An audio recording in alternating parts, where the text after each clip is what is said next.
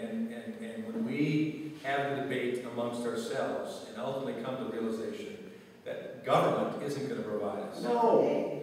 Government and increasing government isn't going to provide us increasing success. It's going to, in fact, provide us increasing failure. That's not to say that government is wrong. We've got the best system of government in the world. We have just perverted it over time, if that's the correct term. We've gone away from a government that was to respect its people to a government that has caused its people to fear it. It should be the other way around. Yeah. And taxes have to be cut. You know, why did Michigan turn around? At least one of the major reasons why Michigan turned around in the 90s. Taxes. We cut taxes 26 times. And I know that because I sponsored or co-sponsored all 26 of those tax cuts. 26 times. Remember John Engler, Johnny Scissorhands, cut, cut, cut, cut, cut. But we rebounded because the government sector was right-sized. Perfectly? No. But it was right-sized. And all of a sudden the private sector said, hey, we've got breath. And so we saw businesses, in fact, come back across the line from Indiana and Ohio that were raided away by the governor at that time. And he had an easy job to raid it away because we overtaxed and overspent and overregulated.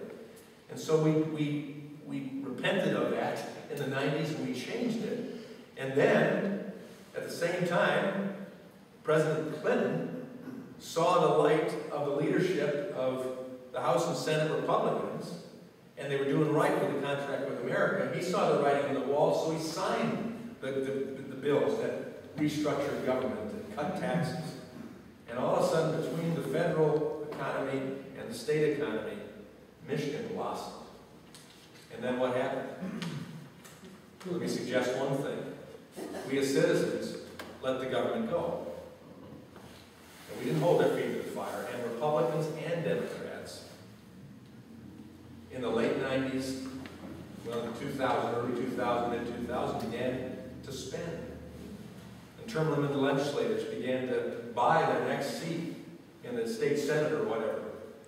And began to spend more and more, and regulate more and more. So now we've seen Jennifer Granholm take it to an art form of increasing taxes, investments, excuse me, not taxes.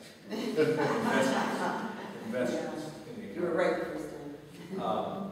And here we are, right back to what we were before we began to create all that. And again, that says American citizens understand that we can do on our own. I mean, at least those of us of the 50% that still pay federal income tax, we believe that for sure. We can, if given the opportunity to do on our own, we can achieve. We need a certain modicum of government to carry out the Constitution. Remember, the Constitution, well, you all have a copy in your breast pocket or purse as well as I do. You can carry it like that. Federal government carry out the Constitution, state government carry out the Constitution, no more, no less. We do very well. Can we get back to that right away? Probably not. But we got to have a federal government that will abide by the Constitution. We have the federal government. That means you and I have to elect those people. Exactly. And that's a crucial thing. That's right. And at that juncture, let me just state this. I do this in most of my meetings.